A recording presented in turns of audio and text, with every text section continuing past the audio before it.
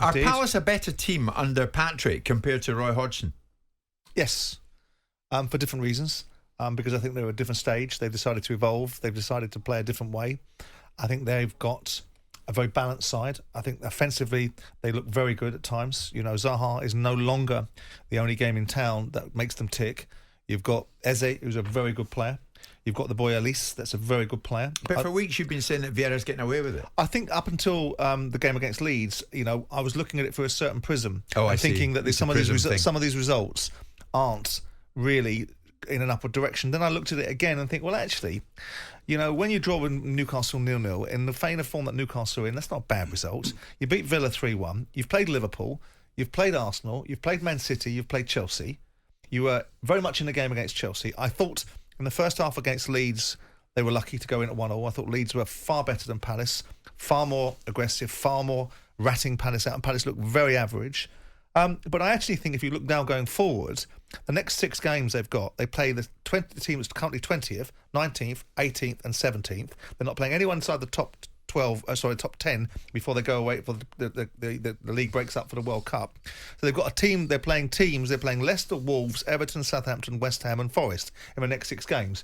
Now you might then see the accumulation of points, but I think he's built a decent side there. I don't think they're firing at times they were at last season, but I think they're not bad. And if you look at the players they've got in there, you know, they've got a good centre-back in, they've got 2 good centre-backs in there, they've got good offensive options. It isn't just Zaha, they've got Edouard, they've got the boy Mateta that can't get in the side. Okay, so do you want to retract your previous statement that Patrick's getting away with it?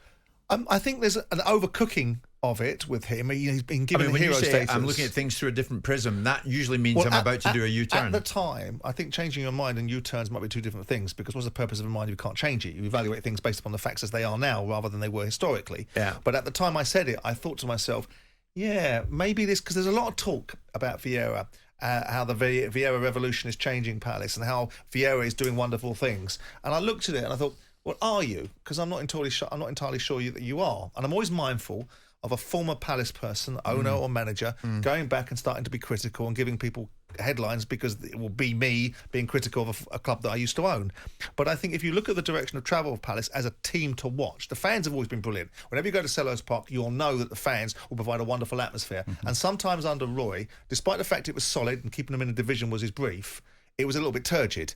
This side, despite the fact they were quite pedestrian against that very, very effervescent Leeds in the first 30 minutes, they ground out a result 2-1. So I think they're not bad. They're not bad. It's interesting. Martin, have you changed your prism?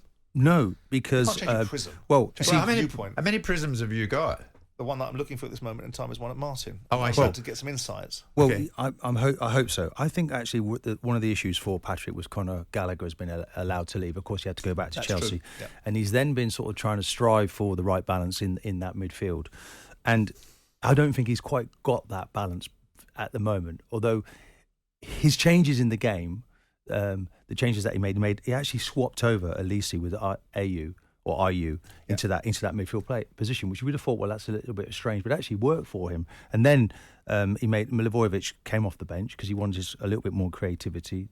Decore's not passing the ball quite in the way that he wants, but the important thing, he's got Eze in that really central position to score a wonderful goal at the end. Ball, yeah, and if you look at the goal, Jim, the quality of the goal. So Patrick's striving, isn't he, for that creativity? But if you think of Patrick Vieira, Jim, look at me when I'm talking to you. I'm sorry, Martin. I was just. If you think about Patrick Vieira as a person, as a character, what's his characteristics? Tough, resilient, strong. Okay, we've seen that in the Palace team, haven't we? First step, there's a scrap when you play Palace, a fight for everything.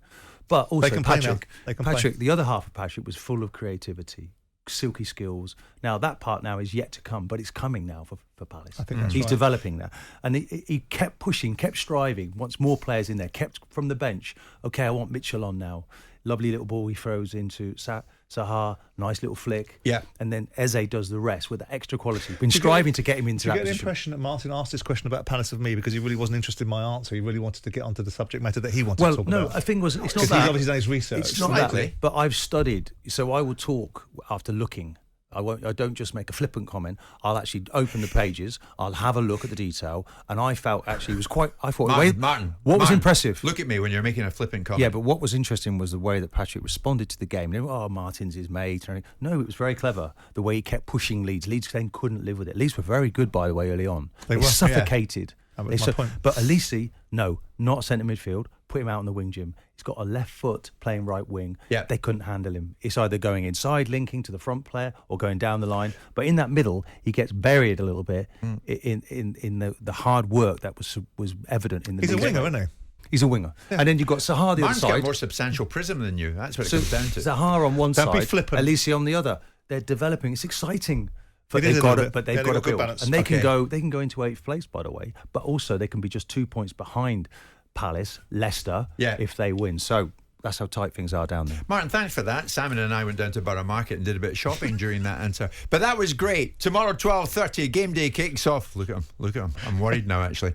Leicester against Palace, live and exclusive on talkSPORT. It's 11:15. Jim White and Simon Jordan. Monday to Friday mornings from 10 on AM, on DAB, via the talkSPORT app and on your smart speaker. talkSPORT.